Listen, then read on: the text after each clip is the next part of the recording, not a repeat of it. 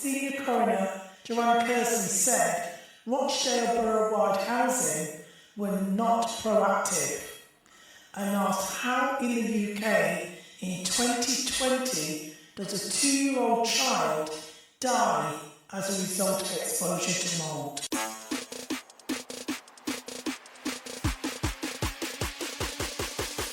Stories, labels, misconceptions. NHS remains a blessing. Created in 1948. We want it to remain great. A podcast where we share our stories, explore solutions in all their glories. They say it's broken, but it's not done. With your hosts Val, Barrett, and Dr. Jeremy Anderson.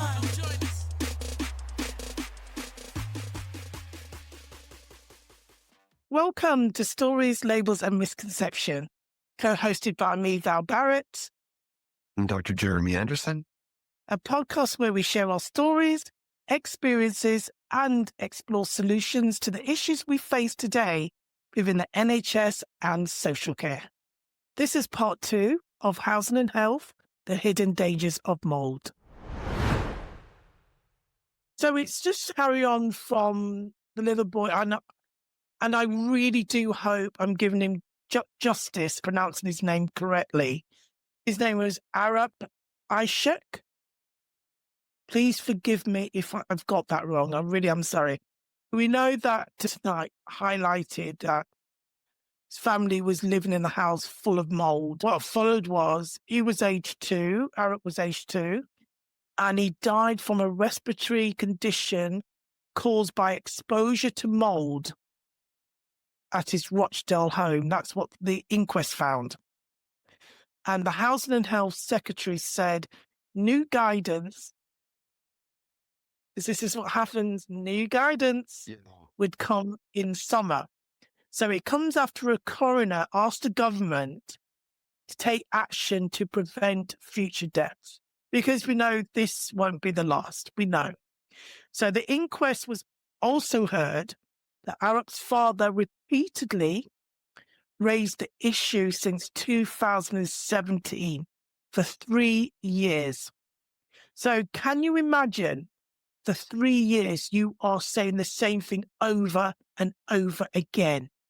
And that was to a housing association, Rochdale Borough-wide Housing. They told him to paint over it. That's the usual spill, isn't it? You go and paint over the mould. But as we know, Awaab died in 2020. So in June of 2020, the family contacted solicitors and initiated a claim over the reoccurring mould. But policy meant any repairs would not be done until an agreement had been reached.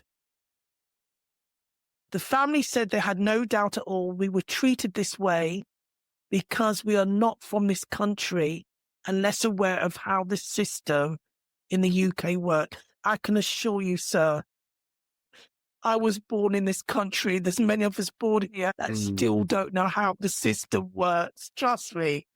And the senior coroner, Joanne Kersley, said that RBH, which is Rochdale Borough-wide Housing, were not proactive.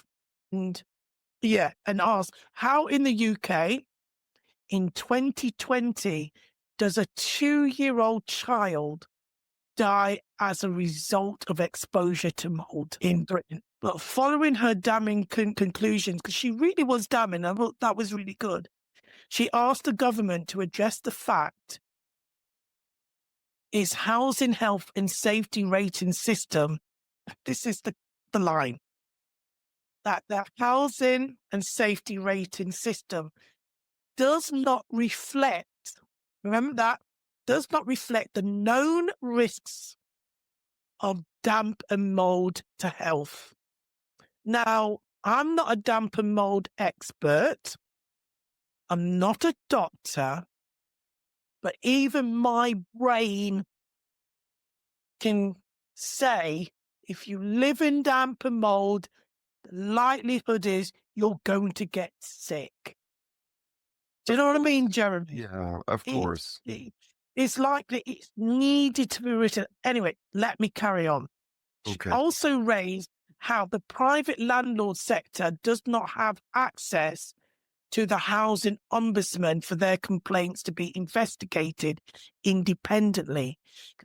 People think this only happens in the social sector. It doesn't. It's just as bad as a private rented sector. And often enough, when people complain, they're given that no-fault eviction, I think it's called. Yeah. And they have to leave. So people tend not to complain.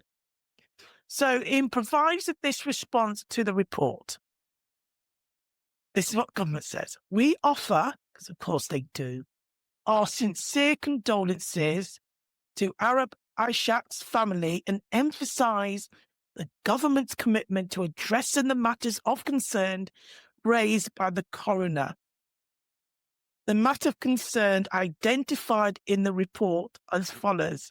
As we know, the previous report, how anyone can forget this. We're going to give them a little grace here. They forgot in the previous report or decent home standard to write the damp and mould. Come on now. Yeah, come on. Blame them for that. So you've got to actually write the word. It's nothing there about common sense or you've got to write that word. You've got to practically instruct these people. You've got to nanny them. Treat them like babies and say, look, nobody should be living in damp and mold because, hey, guess what? They get sick. And if they already have a health condition or they're very young or very old, it's vulnerable, the likelihood is the worst possible outcome is they may die. And it seems like it has to be written down. So a 2006 document, A Decent Home, Definition and Guidance for Implementation, does not give any consideration to the issue of damp and mould, because it never stated that. Of course, it didn't state that. Nor does it provide any guidance as to the need for a property to be adequately ventilated. So you could build a property without windows. Hopefully this won't happen again, but we know that it probably will. We always lead with that word. This is my most hated word when we look at words. Apart from the word social, I hate the word social. I hate the word. Just so that I understand the situation. So this poor family comes to the UK. They're in social housing. They don't know how the system works, but they've got mold in their flat and they complain about it. Because they're in a private accommodation, they don't have access to an ombudsman. No, they're in social. So they don't have access to an ombudsman, but they probably wouldn't even know about the ombudsman because, again, they weren't from here. They don't know how the system works. So what they do is they go and get solicitors to try to get some action. Let me correct you. We do have access to the ombudsman. It's in private sector that doesn't, because the Decent Home Standard only applies to social housing. It doesn't apply to private. And I think, not. They knew how the system works, because the majority of us don't. You've done what everyone would have done. You didn't sit quietly. You went there and you complained and you raised this issue. For 3 years. So they complained for years. Nothing was being done. They went to a solicitor, and the policy is that nothing can be done until the legal matter gets settled. The policy comes in. And the reason why it should never have gotten for them to go to a solicitor after 3 years. It should never have got to that place. Of course, The onus is on housing. They are the ones at fault. 3 years. If you can imagine for 3 years, You've been saying the same thing over and over again. You You know it's must not have, right. at some point, Yeah. have gone there and really made up noise and thought, why aren't they listening? Why aren't they hearing? Why aren't they respecting? And that's the way it is. And that's the way it is for a lot of us, whether we are born here or not. It's like I don't know why they thought a tin of paint would have been sufficed, because I remember before I even had my son, and he's 30, when I was in at Tower Block and I had some mold, she came over, oh, just paint it.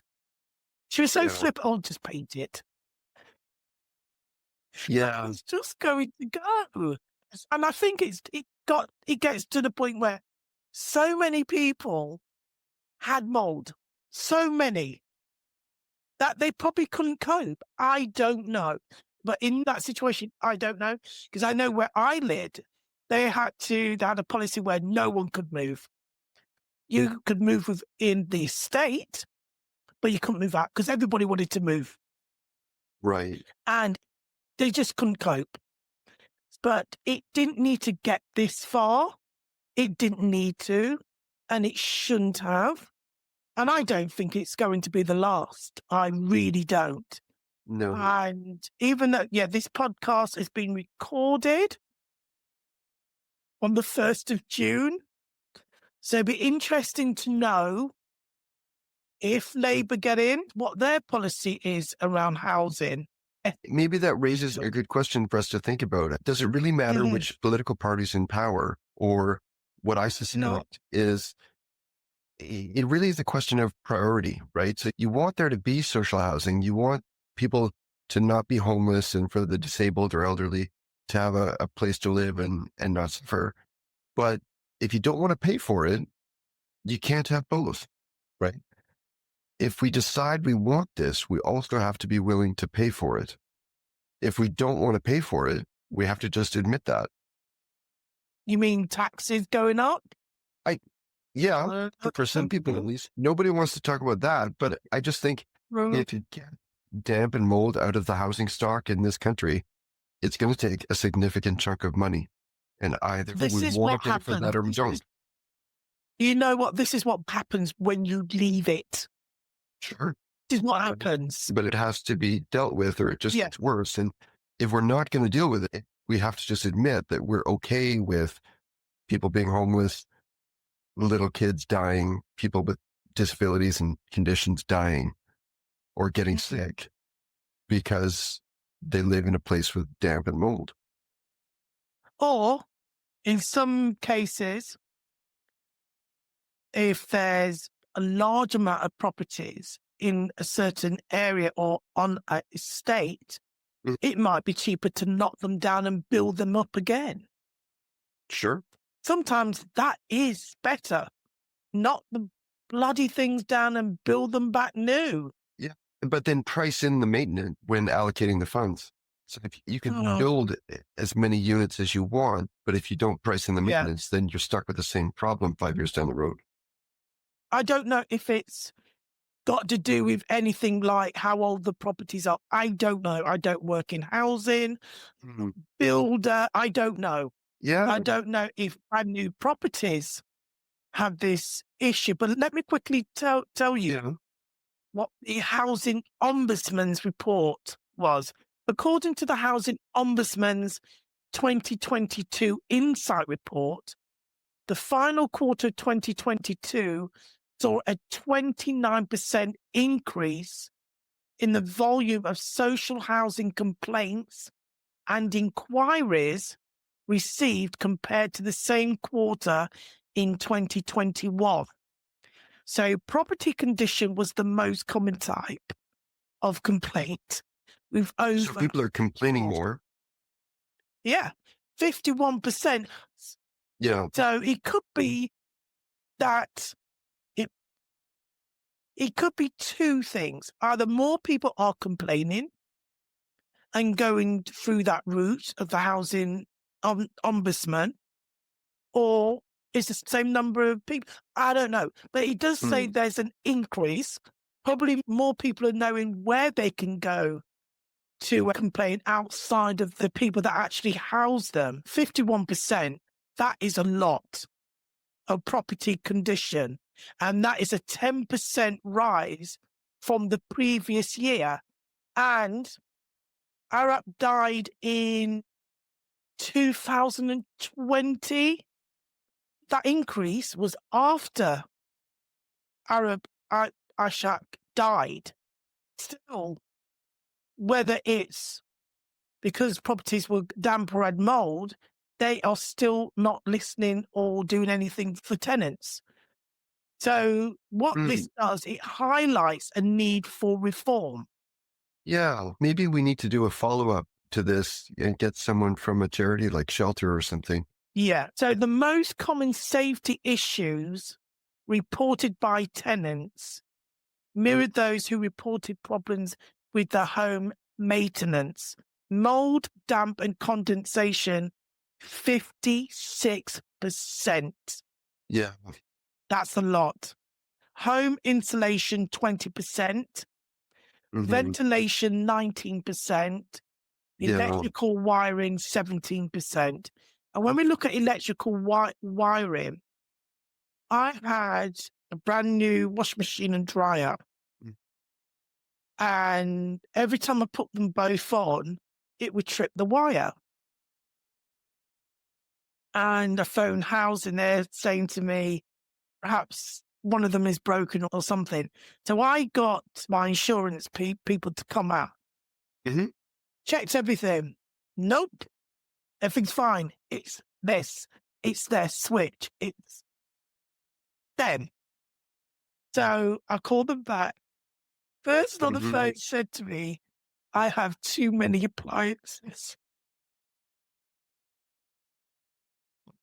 I have too many appliances in my home. I said, washing machine, a dryer, fridge, freezer, microwave, air fryers. Yeah. I have normal kitchen appliances. And they're telling me I have too many. So I cannot run my washing machine and my dryer at the same time. Because it just flips a switch. Yeah. And when you think about it, even though they come run and do a gas safety check, because they have to, things have to go wrong in order for legislation to act, for things to get better for us. And every year, of course, they do the gas safety check because they've got no choice. That's not because they want to spend the money. They have no choice.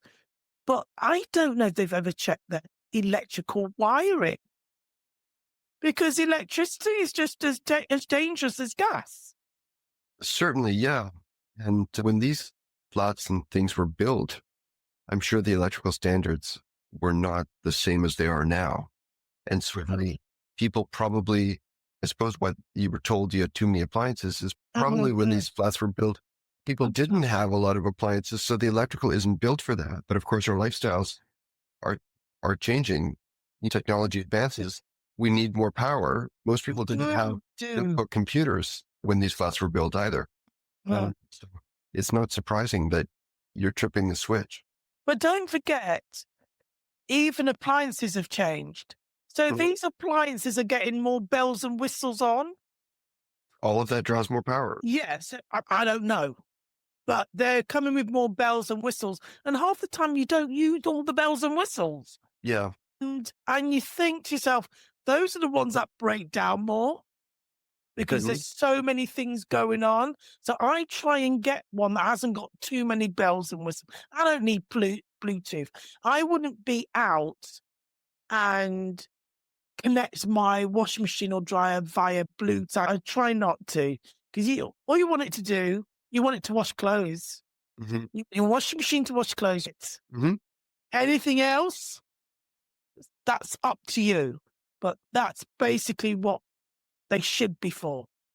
Don't need the bells, don't need the whistles. Because my electricity box cannot cope. And one of these days, I grew up in the 70s where power cut went. We'd have a power cut.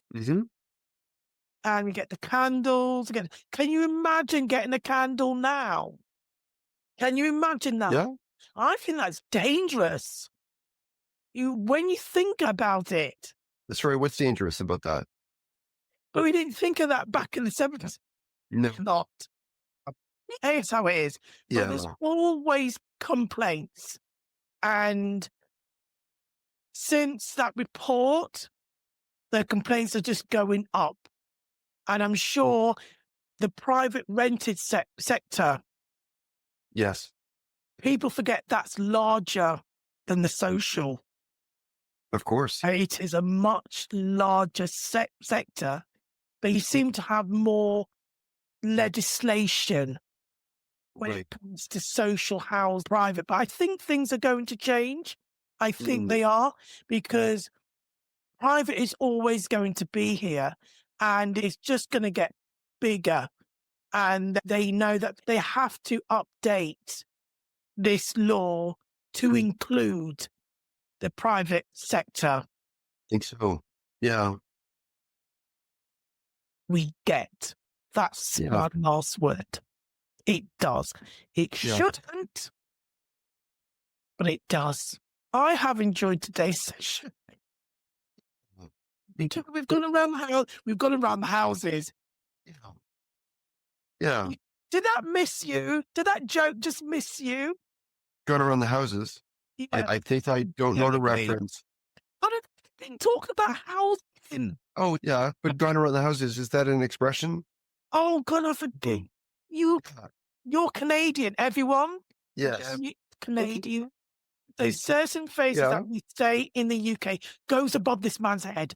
Okay. So when I said we went around the houses, we talked about HS2. Yes, I know that. We talked about social care and health. We talked about police officers. What else did we talk about? Oh, we talked about the warm housing prescription. But that's housing. This episode was about housing. But the saying is, we went around the houses to get there. Oh, went around the houses to get there. Okay. Okay. Does it make sense? Oh, my God. A little play on words there, pal. Okay. At my expense. Okay. Listen, if you're living here, you have to embrace everything about our culture. I do. Embrace it. I'm on it. Yeah. Okay. Thanks, Val. Great. Okay. Thank you. And this is a part of the show where we get to choose our very own story, label, and misconception from this week's episode. What's the story, label, and misconception that stood out for you? My story is about the little boy, Barrett. As we know, he was 2 years old when he died because he was living in a house with mold. So even though his family complained for years, he's still living in a house with mold. So anyway, my label for this is that the family where I think the father said, paraphrasing here, that he didn't understand the rules, I think, in the UK because he wasn't born here. And the misconception to that is whether you're born here or not, they still don't listen. But I can understand why he said that. Yeah. But I think in housing, it's hard to get repairs done. It really is. But when you have something like that is a potential killer, it is.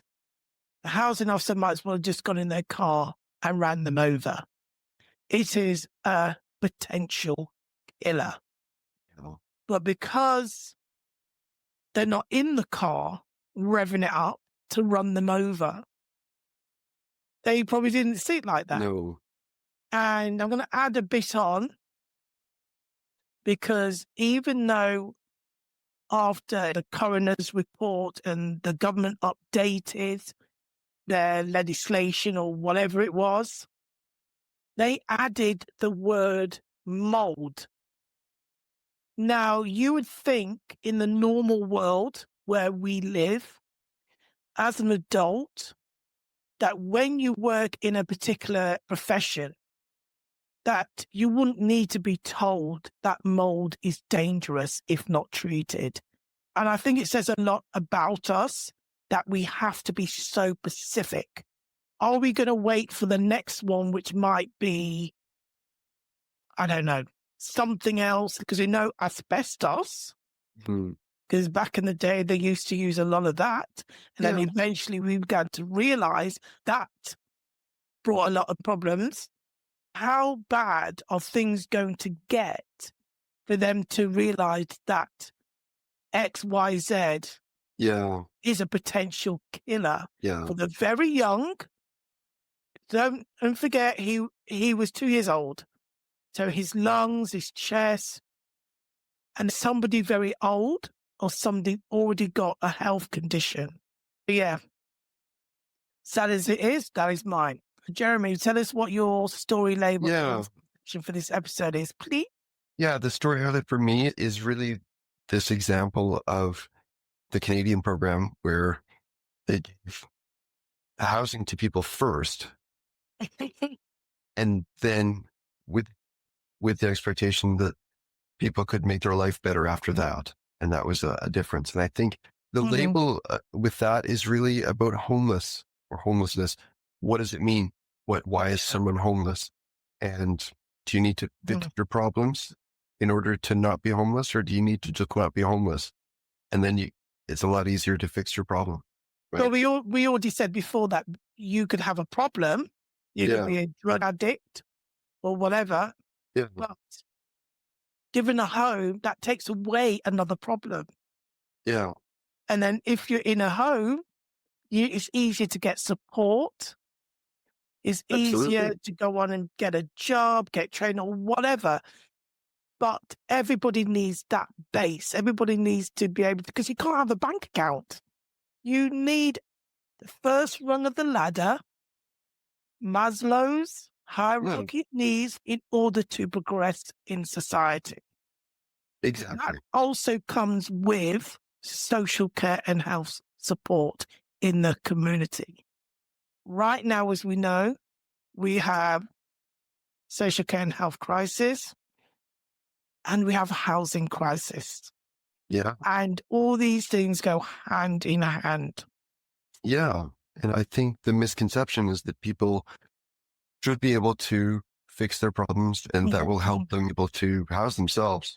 That's a misconception. I think what program shows that it works the other way around. Yeah. It's like what they used to say back in the day, and I'm going off script, but pull yourself up by your own bootstraps. Yeah. Guess what? The homeless man or homeless woman on the street doesn't have a pair of bootstraps. With a little pair of boots? Yeah, they don't have the boots to pull them up. So you need to give them that. Just because your life may have been slightly easier, not saying that you haven't, person A hasn't had any issues or whatever, but because your life has gone the way it's gone, you think, why can't everybody else do it? And I think that's the wrong attitude to have. It really is. Yeah. Because everybody deals with their own issues differently, and everybody needs support at some stage in their life to get to where they can buy their boots and they can pull up the straps with help. Agreed. Brilliant. Thank you. I have enjoyed our episode. Yeah, it's been fun.